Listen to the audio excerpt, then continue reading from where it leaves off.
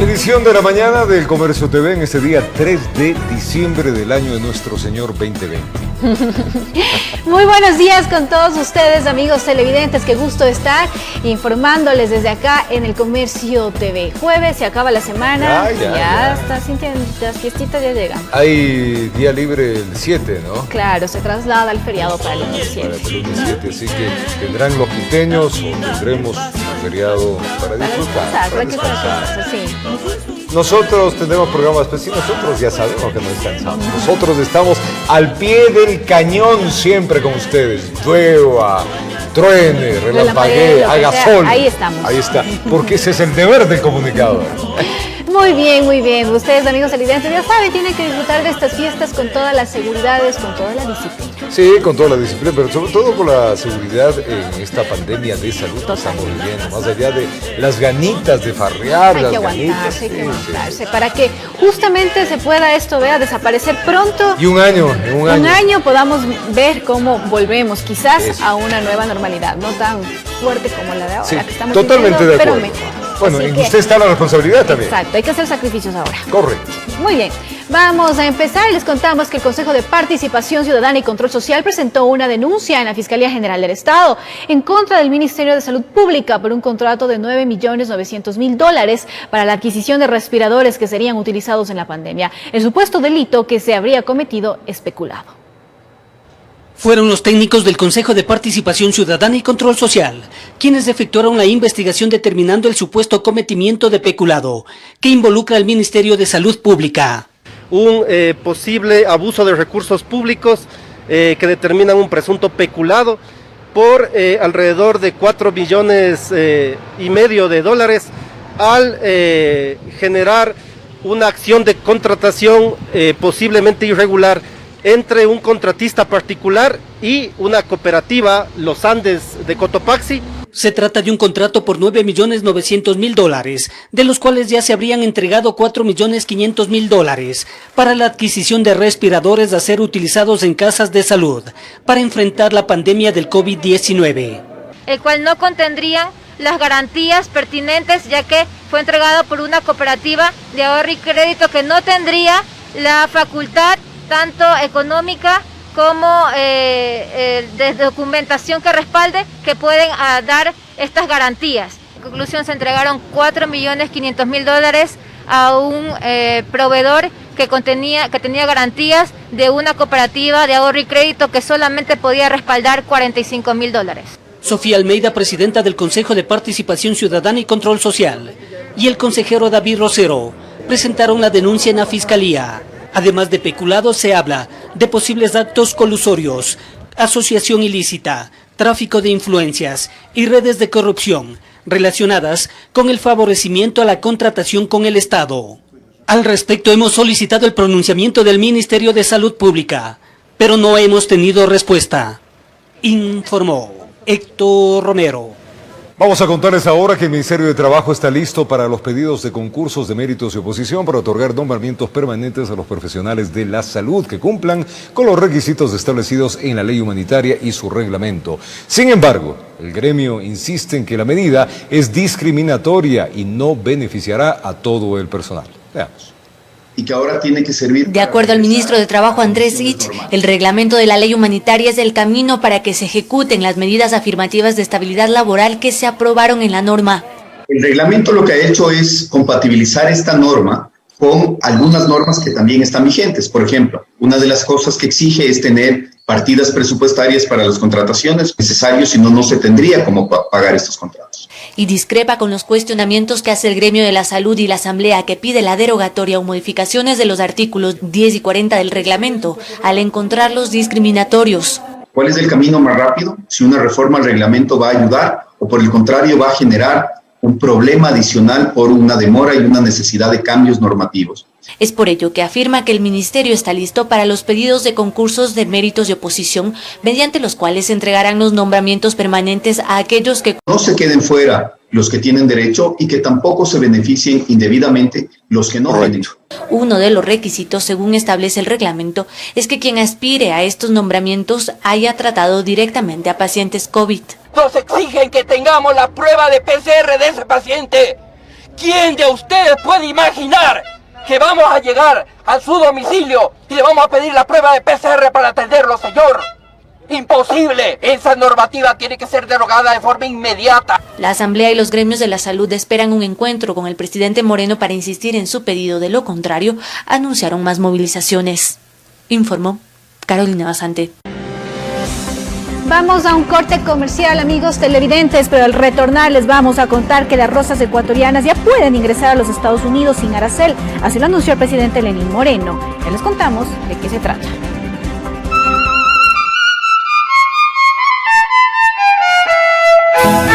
La iglesia de Guápulo es el primer santuario mariano de Quito.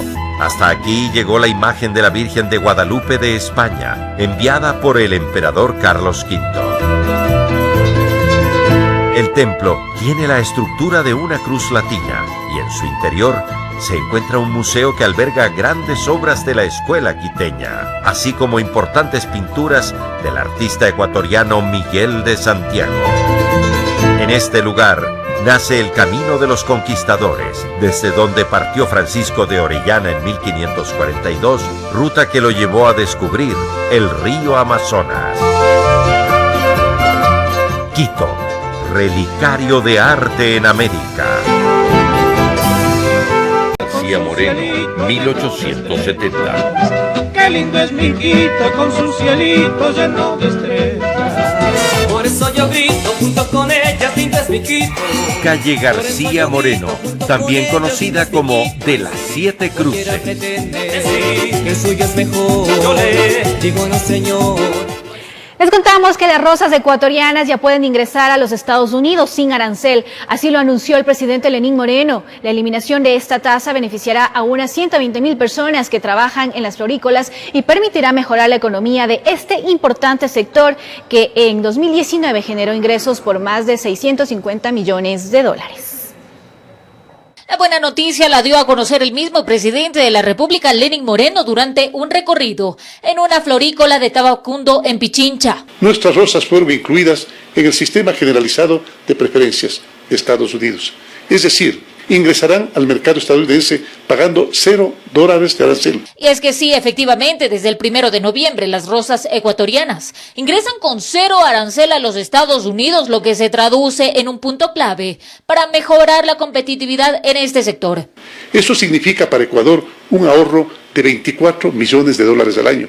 En este recorrido al presidente de la República lo acompañaron Rocío González, presidenta del Plan Toda una Vida, e Iván Ontaneda, ministro de Producción y Comercio Exterior. El primer mandatario de su lado indicó que este es un gran beneficio, que mejorará así la economía de ese sector y de las familias que trabajan en las florícolas. Y especialmente para 120,000 personas que trabajan directa e indirectamente en el sector florícola. Además, recalcó que en el 2019 las rosas ecuatorianas se posicionaron como el quinto producto de exportación no petrolero y que generaron al menos 650 millones de dólares. El anuncio del gobierno ocurre cuando Ecuador está próximo a firmar un acuerdo comercial en primera fase con los Estados Unidos, informó Marilyn Jaramillo. El embajador de Chile en Ecuador, Rodrigo Pérez, visitó el terminal portuario Guayaquil en el marco del fortalecimiento del comercio entre ambas naciones. El resultado de esto le contamos.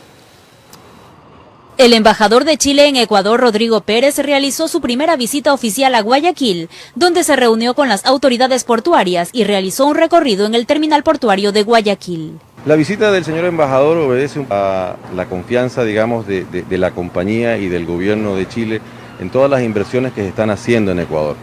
Nosotros como TPG, como Terminal Portuario de Guayaquil, estamos invirtiendo en el crecimiento del terminal para poder darle mayores facilidades al comercio exterior. Conocer primero la operación que realiza una empresa chilena que ha invertido cerca de 170 millones de dólares en todo lo que ustedes ven a los alrededores, desde el año 95 cuando está operando, que da empleo directo e indirecto más o menos a 1.300 personas, los que con grupo familiar podemos llegar fácilmente a 5.000. Nos interesa seguir promoviendo el libre comercio. La relación entre ambos países ha ido creciendo en los últimos 30 años, con una balanza comercial de 2.000 millones de dólares. Ecuador exporta a Chile petróleo en un 80%, camarón y banano.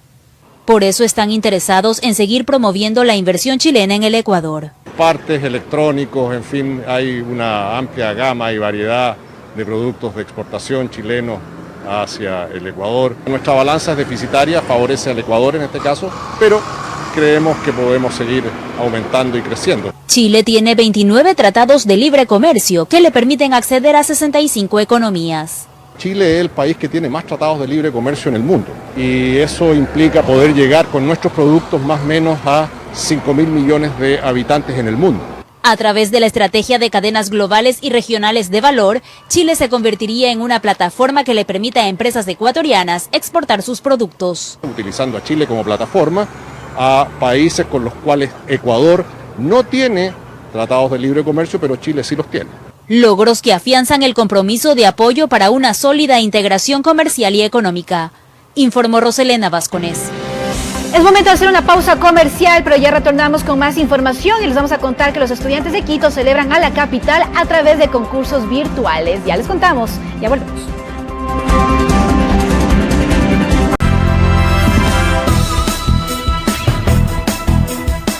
Muy bien, estamos 7 de la mañana, 15 minutos. Es tiempo de recibir acá en vivo a la superintendente de bancos, a la señora Ruda Regui. Vamos a saludarle pues atentamente, señora superintendenta. Bienvenida acá a nuestros estudios. Vamos a hablar justamente de lo que le interesa a la ciudadanía, el tema de los bancos. ¿Cómo está usted? Muy buenos días, Roberto, ¿cómo está? Qué gusto saludarle y también a la audiencia. Me place, igualmente. Superintendente, entremos a materia.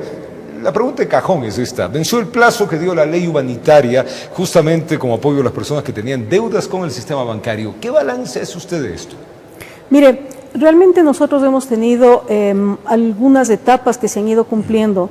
Justo a propósito de algo que comentábamos con usted, que la única medida de paliar la situación de la pandemia de COVID es precisamente con el confinamiento. Entonces esto lo que ha hecho es que efectivamente por una parte, la Superintendencia de Bancos le ha podido recomendar a la Junta de Política y Regulación Monetaria adoptar ciertas medidas que, como la pandemia se fue presentando primero en los países asiáticos y luego en los países europeos, estos países ya fueron acogiendo cierto tipo de medidas, se fueron anticipando y eso nos permitió a nosotros, la América Latina y el Ecuador en particular, también modular cierto tipo de medidas. Estas medidas son temporales, fueron temporales y eran medidas que usted recordará de mutuo acuerdo, es decir, se expidió primero una resolución 569 que daba un plazo de 60 días, siempre buscando por una parte dar el alivio financiero a las familias, a los hogares, a las MIPYMES, pero también al mismo tiempo tratar de cuidar la calidad de la cartera de créditos, porque dependiendo de la calidad de la cartera de créditos, en la medida en que se preserva el valor, también se preserva el valor de pasivo, es decir, de los depósitos del público y del patrimonio de las instituciones bancarias, porque no nos olvidemos que esto es un balance, sí, claro. Hay activos de un lado, pasivos del otro lado. Además luego, hay que mover el dinero, pues. Exactamente. Luego se extendió este plazo de la 569 en 90 días adicionales, que fue la 582, y esa 582, estando en vigencia, entró la Ley de Apoyo Humanitario, que extendía el plazo en 180 días.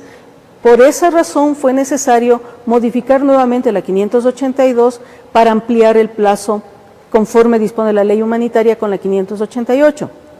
Ahora bien, efectivamente la Ley de Apoyo Humanitario venció el 12 de noviembre. Pero, lógicamente, estas medidas que se han ido tomando tienen que ser de carácter integral. De esta misma manera lo hemos venido hablando nosotros con el ministro de Economía y Finanzas y también con las autoridades que corresponden. Entonces, en esta integralidad de las medidas hay algunas cosas que ya se han adoptado. Una son estos diferimientos extraordinarios que son medidas de alivio financiero, nuevamente repito, pero que son necesarias de equiparar con medidas también de resguardo de los depósitos. ¿Por qué es necesario esto? Precisamente porque del ahorro de las personas depende que haya o no la posibilidad de canalizar créditos al sector productivo y también a las necesidades de los hogares. Entonces, en ese sentido, en este momento, hemos nuevamente recomendado unas medidas de política pública a la Junta de Política que ha expedido la resolución 609. Aquí tengo, si es posible que esto se mire en cámara, sería bueno. Mire, aquí tengo esta lámina en donde podemos ver nosotros los beneficios que otorga esta nueva resolución. Por una parte modificamos, ¿no es cierto?, de manera temporal los porcentajes de las provisiones, los días de la morosidad, para atenuar este riesgo de crédito, que es del que estamos hablando, y que además es un riesgo que se ha generado por la pandemia, no por ninguna otra situación. Y lo otro es que al mismo tiempo podemos nosotros con estas medidas mantener el registro de lo que se conoce como la transferencia de la cartera a crédito vencido o a cuenta vencida a los 61 días. Entonces así podemos mantener por una parte la calificación nuevamente de los sujetos de crédito, que es un beneficio para que no se deteriore la cartera, pero por otra parte podemos mantener también las condiciones de este sujeto de crédito a la banca. Entonces esto es muy importante porque nos permite entonces en unas medidas de segunda fase, como se están conociendo ahora, el poder extender un poco más este diferimiento. Pero no hay que olvidarse que las medidas, como son de carácter temporal, necesitan ir acompañadas de unas medidas de un poquito más de largo plazo de lo que hemos nosotros recomendado a la Junta, que son estos fondos que se llaman Fondepyme en otros países, como quiera llamarse, fondos para reactivar. Exactamente, que sirve exactamente para hacer un refinanciamiento de la cartera que ya ha sido diferida, que por cierto, la cartera está hoy en 9.800 millones de dólares. En el momento más alto de refinanciamiento, que fue junio del 2020, llegó a 10.800 millones de dólares y representó alrededor de 2 millones de operaciones. Entonces estamos hablando de unos volúmenes muy importantes porque representan 36% de la cartera de crédito. ¿Hablamos de morosidad, señora superintendente? Tuvimos un momento en donde se presentó una especie de pico de morosidad en agosto, pero ya a la medición de octubre, que es la última medición que tenemos, porque usted sabe que están procesando en este momento los balances de noviembre, en la de octubre ya regresamos un poco a morosidades, digamos, menores. Estamos hablando de un promedio de 2.83% en promedio y siempre, claro, la morosidad más alta en este momento lo está teniendo la cartera, que es la cartera hipotecaria y la cartera de vivienda. Y esto está influenciado también por los créditos hipotecarios del IES. Ahora, con estos fondos, con este fondo, lo que se espera es que efectivamente se pueda hacer este refinanciamiento para que a su vez estas industrias y estas microempresas que en este momento no están obteniendo capital de trabajo, no están obteniendo tampoco garantías crediticias y no tienen una forma de renegociar y de obtener flujo de liquidez, ¿no es cierto?, que puedan hacerlo. Nosotros creemos que la medida que ha sido adoptada además en otros países, es una medida pertinente, es una medida adecuada y es una medida que va a solucionar problemas en el largo plazo porque se pueden extender los créditos hasta 6 años, con periodos de gracia, con tasas un poco más bajas, porque quien nutre el fondo son los créditos que ya han sido otorgados por los multilaterales de crédito, es decir, el BID, la CAF, el Fondo Monetario, el Banco Mundial. Porque esos créditos, usted sabe que como son créditos que tienen garantía del Estado, son créditos que son más baratos. Entonces, al ser más baratos, se pueden hacer este tipo de, digamos, tal vez empaques, productos que puedan servirles a estas industrias y sobre todo a las industrias que todavía no han regresado a ningún tipo de actividad económica ni productiva, que sí las hay. En su mayoría, conforme la semaforización ha ido cambiando a un color amarillo y verde, se han ido reactivando, pero hay otras que definitivamente no tienen demanda. Por más que el semáforo haya cambiado, no tienen demanda porque no es posible. Diga usted, por ejemplo, el turismo que ahora estábamos hoteleros comentando. o restauranteros que en muchos casos Claro, no tienen ese flujo. Exactamente, entonces ese tipo de industrias necesitan otro tipo de productos para poder salir de esta situación. Señora superintendente, toda esta ayuda va hacia las microempresas, hacia los emprendedores, pero a la ciudadanía como tal ha habido un montón de quejas y quiero referirme a eso también, pues ellos hablan que hay intereses cobrados, pues hay bancos que puntualmente le digo, hay un banco grande que ha cobrado más intereses de lo que debía, otro mediano y dos pequeños pues cobraron sobre capital, y pese a que en pandemia eso estaba prohibido. Hay mucha queja al respecto del ciudadano común que los bancos se han excedido de esto. Mire, nosotros de todo lo que hemos podido recabar, recopilar, procesar en la Superintendencia de Bancos, que no es poco, que es bastante, tenemos alrededor de un crecimiento de consultas, entre todo, ¿no? De consultas, de quejas, de reclamos, alrededor de 11,000 casos mensuales, pero que están conformados entre todo lo que le estoy diciendo. De ahí, como quejas propiamente, son alrededor de 5,000 quejas. Entonces, no es que hay un gran crecimiento de las quejas, de las que hemos podido procesar nosotros. Hay una atención, digamos que tienen razón los reclamantes en alrededor del 55%. Es que dicen que han cobrado intereses de mora sobre el capital. No, interés de mora no han cobrado porque está prohibido. Eso, exactamente, eso está prohibido. No, está prohibido. No pueden cobrar interés de mora y no pueden cobrar tampoco ningún tipo de recargo adicional. Eso está prohibido. ¿Y han regulado ustedes eso? ¿Han visto eso? No hay esto.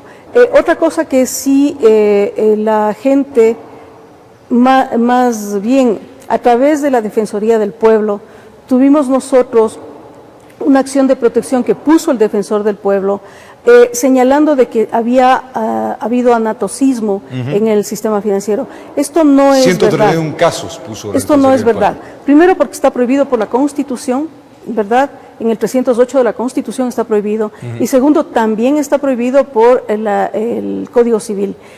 Pero todo esto... Perdón que me quede ahí, señora superintendenta. ¿Esos 31 casos que habla la Defensoría del Pueblo fueron investigados? ¿Fueron desechados por ustedes? Fueron investigados absolutamente todos, y como casos formales existieron alrededor de 20 casos formales. De los, en su momento el defensor expresó como millones, que no han habido millones de casos. Yo le repito, nosotros en el acumulado del año, de lo que va del año, tenemos alrededor de 223,000 casos de consultas, de quejas, de reclamos. Hay veces en que las personas tampoco se informan de manera adecuada y entonces ponen quejas pensando que el producto que requerían era otro, no necesariamente asociado a la pandemia. Eso también quiero decirlo, ¿no? Es recurrente en la ciudadanía cierto tipo de desinformación. Y lo otro es, las consultas sí estaban formuladas en torno a entender realmente de qué se trataba el diferimiento de obligaciones crediticias. Entonces, eso sí está asociado al manejo, efectivamente, pero no porque sean reclamos. Eso lo quiero enfatizar. Luego, también nosotros recibimos... de parte de la Asamblea Nacional, recibimos un listado que nos presentaron de potenciales perjudicados, decían ellos, por sus actividades comerciales de cierto grupo de transportistas, de cierto grupo del sector también de la cadena de turismo. Hicimos nosotros el estudio completo de la cadena, tanto del sector de transporte como del turismo. Lo que hemos encontrado ahí es evidentemente cierto grado de dificultad, pero en algunos de estos casos son preexistentes, es decir, son de mucho antes de la pandemia. Anterior a la pandemia. Exactamente. Permítame nada más ahí, señora superintendente, puntualizar algo. En la ley humanitaria hablaban de un diferimiento de lo que usted tenía que pagar al banco o a la tarjeta de crédito, pero resulta que las tarjetas de crédito, para diferirle luego de concluido el plazo, no le diferían lo que usted no pagó, sino que decían el total de lo que usted debe. ¿Eso era legal? Hay varios tipos de posibilidades de diferimiento. La una es el refinanciamiento, otro es la reestructuración y otro es la novación. Es decir, depende, esto está a libertad de los clientes, ¿verdad? Que esto funciona en una relación contractual. Correcto. Entonces, cada sujeto de crédito, ya sea esta persona natural o jurídica, está en la libertad de definir y de decidir qué tipo de operación es la que requiere y la que necesita. Permítame pararle ahí, señora superintendente. Lo que usted dice es cierto, pero las tarjetas de crédito puntualmente no le daban esa alternativa. Y lo digo con fe, a mí me pasó eso. No le daban la alternativa. Le decían, o usted difiere todo o no hay cómo. Entonces... Bueno, en ese caso yo le digo francamente, nosotros como Superintendencia de Bancos hemos estado muy receptivos, hemos abierto además muchos más espacios de comunicación, hemos mejorado la virtualidad de recepción de quejas por parte de la Superintendencia de Bancos y hemos mejorado los botones también de información que tenemos a través de la página web para que todos aquellos casos en los cuales las personas se sientan perjudicadas pongan su queja, presenten su reclamo. Como usted sabe, la primera instancia siempre será el defensor del cliente de las instituciones bancarias. ¿Por qué? Porque ellos están en las instituciones bancarias y tienen información mucho más rápida y más a la mano para solucionar problemas. Pero si es que no es así, en la Superintendencia de Bancos hay todos los canales que ustedes, la ciudadanía y las empresas que se sientan perjudicadas perfectamente pueden poner su reclamo ante la Señora Superintendente, ¿qué hacer con las contribuciones especiales e impuestos que no debieron darse? Y esto sobre todo pasó con las tarjetas de crédito. ¿Ya le regularon y obligaron que devuelvan esos saberes que fueron cobrados a algunos ciudadanos? Lo que sucedió, y en esto, gracias por hacer la pregunta, lo que sucedió es que los programas tecnológicos que tienen cierto tipo de instituciones bancarias tienen programada el cobro de Solca. Y eso sí sucedió que en 2 instituciones financieras se hizo el débito automático del Solca, pero eso ya la Superintendencia de Bancos lo observó, esto fue en el mes de agosto y fueron restituidos los recursos a las cuentas de las personas a quienes se les había debitado el impuesto del Solca, que fue lamentable, ¿no? Pero es porque están programados los sistemas también de las instituciones financieras de esa manera. De todas maneras, la Superintendencia de Bancos, como usted conoce, el decreto ejecutivo del presidente establecía que entre los productos que no se podían suspender o dejar de prestar están los servicios financieros. Entonces, tanto han estado trabajando las instituciones financieras, nunca cerraron ni atención de ventanillas, ni atención de ATMs, ni atención remota a través de banca virtual o banca móvil. Y así como ellos han estado trabajando, por supuesto la Superintendencia de Bancos también ha estado trabajando porque hay que supervisar las operaciones. En principio la supervisión estaba determinada a mirar que se presten los productos y servicios financieros con las medidas de bioseguridad.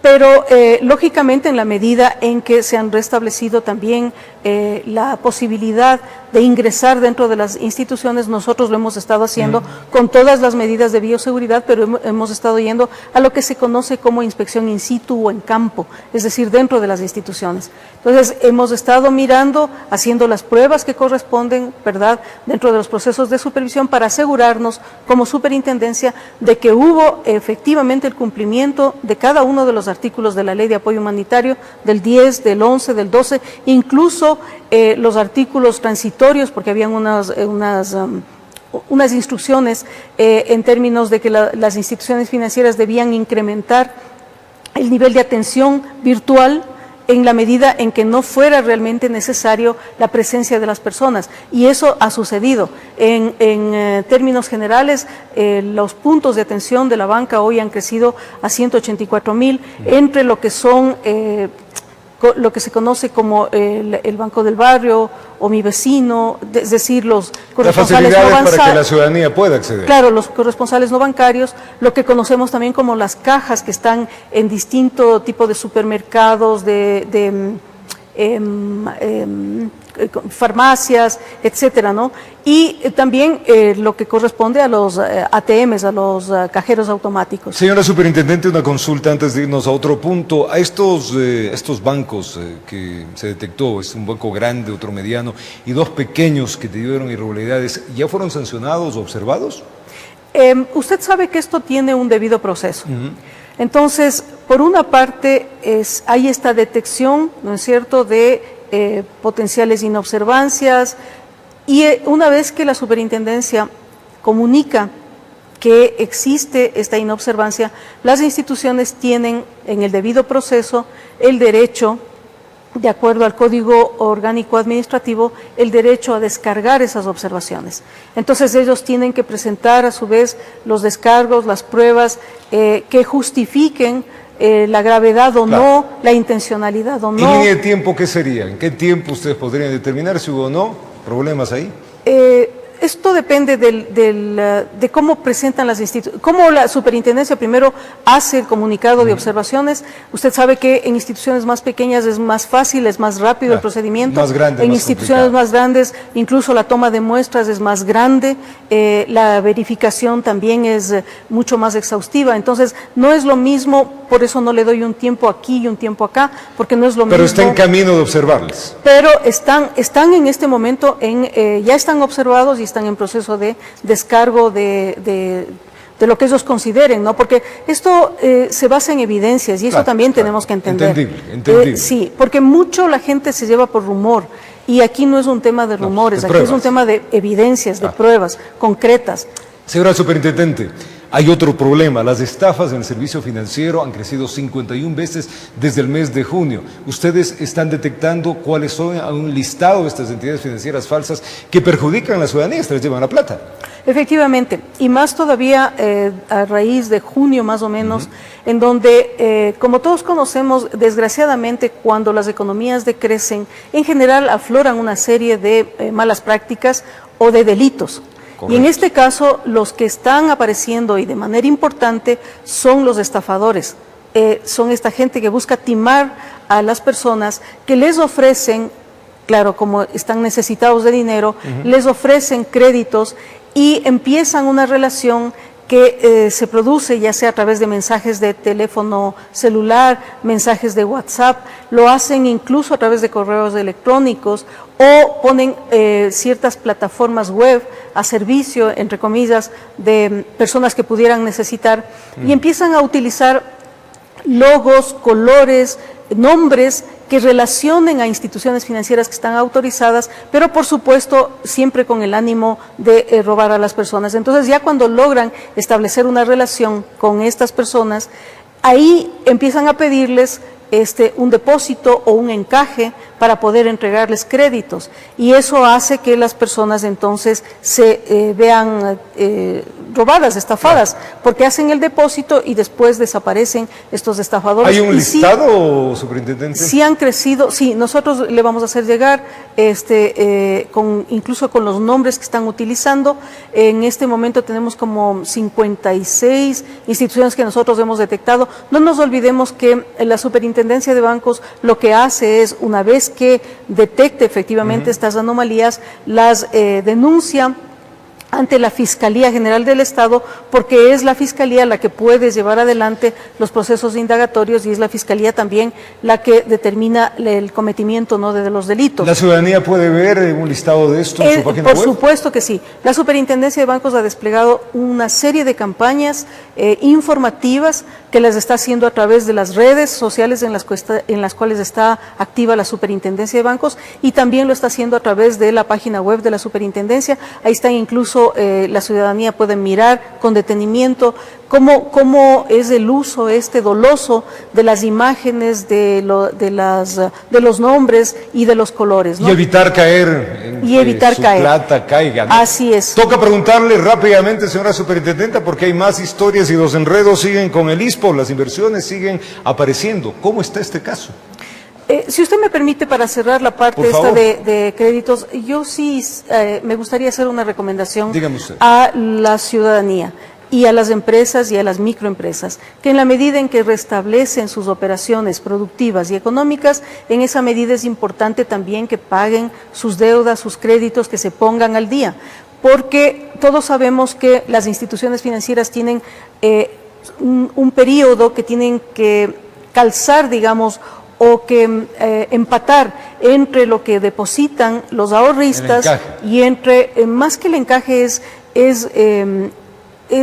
son estos periodos que corresponden a que si usted deposita, por ejemplo, hace un depósito a 60 días, las instituciones bancarias tienen esos 60 días para hacer el préstamo. Correcto. Pero si usted no paga el préstamo, como ya están diferidos y efectivamente así ha sucedido, entonces empieza a tener problemas las instituciones financieras para poder devolver los depósitos del público. Entonces es bien importante que la cadena se cumpla. Que este círculo virtuoso, que es precisamente la intermediación financiera, que es que yo capto recursos del público que ahorra y esos recursos los entrego en préstamos, entonces los prestamistas ¿verdad?, cumplan efectivamente con el ciclo para el cual tomaron estos préstamos. Eso es muy importante y además porque en educación financiera eso va a permitir también no acumular deudas o no sobreendeudarse, sino más bien tener una sanidad dentro de las finanzas personales y empresariales. Vamos al ISPOL, ¿qué ha pasado? El ISPOL. Con el ISPOL, como usted conoce, tenemos una historia que viene desde el año pasado. La Superintendencia de Bancos, desde que yo estoy como superintendente, hemos hecho con el equipo de trabajo unos ajustes dentro del proceso de supervisión. Estamos haciendo procedimientos de supervisión por riesgos y dentro de esta supervisión nosotros miramos el año pasado unas operaciones en derechos fiduciarios que tenía el Instituto de Seguridad Social de la Policía Nacional. Esto ya generó unas ciertas alarmas, unas ciertas alertas, se comunicó efectivamente a los directivos y a la parte administrativa del instituto, indicándole primero la desinversión y segundo algunas correcciones o correctivos que debía hacer a nivel de gobierno corporativo y otro tipo de situaciones. Esto provocó que la anterior administración del instituto pusiera una acción de protección ante un juez, indicando de que no querían cumplir con estas observaciones de la Superintendencia de Bancos. Entonces el juez, por suerte, muy racional, lo primero que le dijo al ISPOL es: no tiene lugar pedir una acción de protección porque efectivamente la autoridad de control es la que le tiene que determinar a usted las observaciones. Pues. Entonces no tiene sentido que si le observa usted no las cumpla. Entonces esa acción de protección fue desestimada y a consecuencia de eso hicieron el cambio de los administradores. El consejo directivo del ISPOL hizo el cambio de los administradores de aquel entonces. Estuvo el general Villarroel hasta hace poquito, de administrador del ISPOL, y con él se vino trabajando en estos planes de acción para corregir todo lo que habíamos encontrado en el año anterior. Este año hemos entrado en enero con otro plan de trabajo para mirar otro tipo de operaciones que son las inversiones privativas y no privativas. Y ahí se encontraron problemas. Y ahí es donde encontramos... 1.200 millones. Ahí es donde encontramos nosotros que no existía o no se presentó hasta el día de hoy la certificación de la titularidad de las inversiones que ha hecho ISPOL en operaciones de ripos y en operaciones también de compra de papeles de deuda. Yo le hablaba hace un momento, señor superintendente, de estos 1.5 millones de dólares, que hay irregularidades con 2 empresas relacionadas. ¿Cómo está este tema? Mire, la magnitud de las inversiones ya ha sido expuesta públicamente, sí, claro, por la ministra, por el Consejo Directivo. Pero la Superintendencia de Bancos, mientras está en estos procesos de supervisión e incluso hasta 2 años después de haber cerrado los ciclos de la presentación de los informes, estos informes tienen reserva de acuerdo al artículo 72 del Código Orgánico Monetario y Financiero. Por eso yo no me puedo referir a nivel de detalle en esta particularidad de los hallazgos ni de nada digamos que como superintendente yo conozca. Lo que sí le refiero efectivamente, y han sido estos expuestos públicamente por sus propias autoridades. Dentro de estas observaciones también hay un plan de acción que está cumpliendo el instituto, porque no es solamente, las debilidades no están solamente planteadas en términos de la titularidad de las inversiones.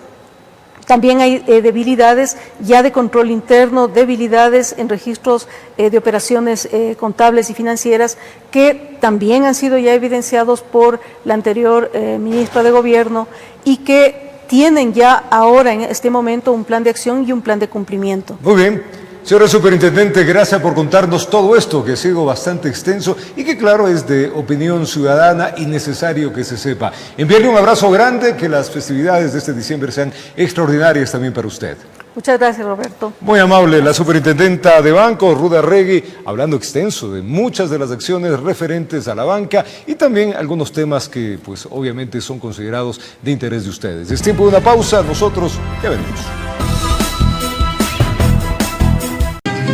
Calle Maldonado, 1915.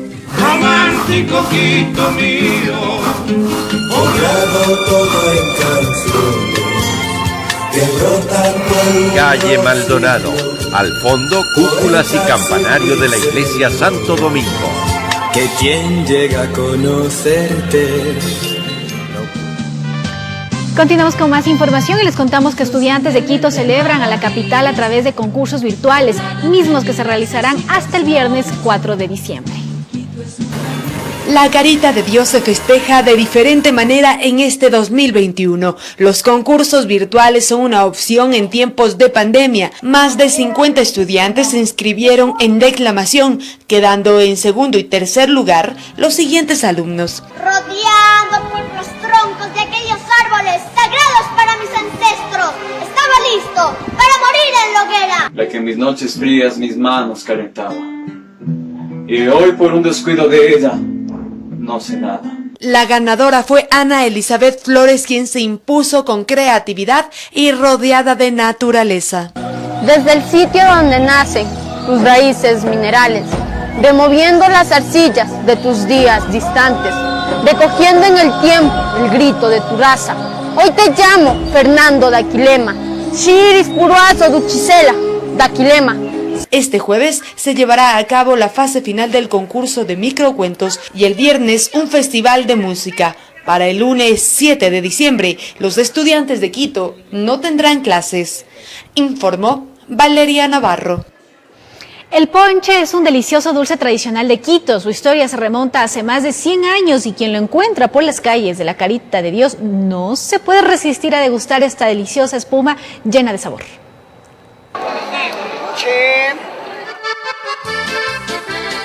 Un oficio tradicional de Quito que se resiste a desaparecer es el del ponchero. Su historia nace antes de 1900 con origen criollo y algo de raíces europeas. Es de Quito el ponche y tradicional, 118 años de vida dice que tiene el ponche. Este riquísimo dulce espumoso empezó a venderse en las más tradicionales calles de Quito y por supuesto no podía faltar en las fiestas. Vestidos con su delantal y sombrero blanco que los identifica. Quienes se dedican a esta sacrificada actividad preparan este tradicional manjar con varias horas de anticipación. Inician la noche anterior. La deliciosa mezcla lleva entre sus ingredientes leche, huevos, maicena, azúcar, canela y por supuesto malta de cebada. Una vez lista, la preparación es colocada en un tanque metálico que es cerrado a presión, lo que permite que el delicioso dulce salga a través de una llave en forma de espuma. Jorge Sáez es uno de los poncheros que no quiere que se pierda la tradición.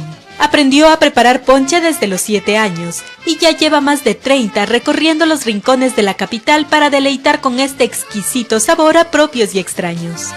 Es nutritivo y todo es bajo estándar. Actualmente existen 22 poncheros a quienes especialmente en los fines de semana los puede encontrar recorriendo las angostas calles del centro histórico, las plazas y parques, y sacando más de una sonrisa a quienes lo compran y disfrutan de este singular e inigualable sabor. Está bien, sí, está delicioso. ¿Para repetirse otra vez? Sí, capaz de repetir otra vez. Lo de toda la vida hemos comprado desde niños con mis papás y todo. Está bueno que no se pierda la tradición. Y como decimos los quiteños, si sale a dar una vueltita por la Carita de Dios, llevará sueltitos, para que no se pierda del exquisito ponche y su tradición. Informó Sara Naranjo.